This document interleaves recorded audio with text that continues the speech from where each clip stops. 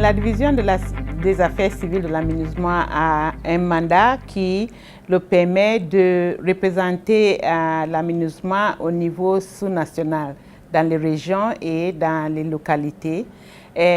Pour mieux faire comprendre le mandat de la MINUSMA, pour bâtir la confiance entre la population et la MINUSMA et le gouvernement, et pour mitiger les conflits et augmenter une inclusivité dans l'espace démocratique et politique, surtout par rapport au dialogue et réconciliation, et pour appuyer l'État en ce qui concerne le redéploiement de l'administration et l'augmentation de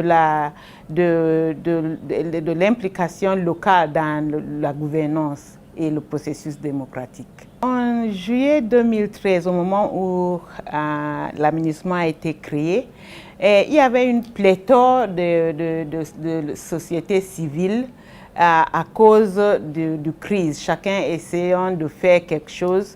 Aujourd'hui, on a recensé, il y avait parmi 630 organisations de la société civile, on a repéré 136 qui ont un rôle et un intérêt déterminant par rapport au processus de la paix.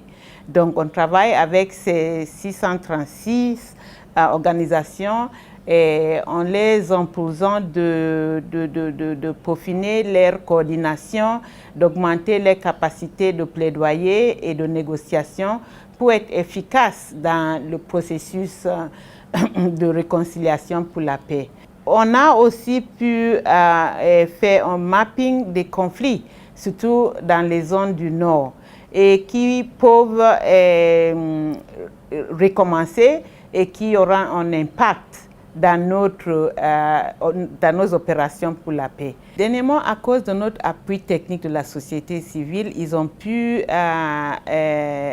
rédiger et soumettre un document de 8 pages pendant la revue du mandat de la MINUSMA avec les recommandations sur les perceptions du travail de la MINUSMA et le rôle qu'ils doivent jouer pour la prochaine mandat. Ça, et puis ça s'est passé le 8 mai dernier. Aussi, au mois de mai, on a fait une cartographie des conflits qui existent au Nord et qui risquent de se reprendre et avoir un impact sur le travail, nos opérations pour la paix. Il y a une trentaine de ces genres de conflits et la plupart sont les conflits d'accès aux ressources naturelles, l'eau, pâturage, etc., problèmes de terrain. Donc, on a bâti des partenariats avec nos agences des Nations Unies, avec la communauté internationale, pour jouer un rôle de médiation au niveau régional par rapport à ces conflits. Le tout dernier, c'était la réunion qu'on a eue avec les Peuls et le Touareg qui a évité un conflit à Mopti et les entourages pendant la transhumance qui venait de commencer au mois de juin. Aussi, on a travaillé avec le gouvernement pour faire la cartographie de le redéploiement de l'administration dans les régions du Nord.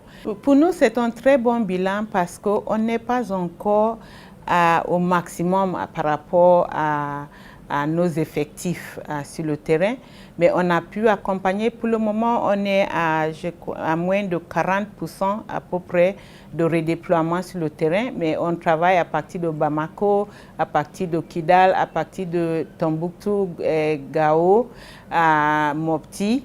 Et ça, ce sont les parties les plus volatiles du pays. On travaille sur ces fronts-là.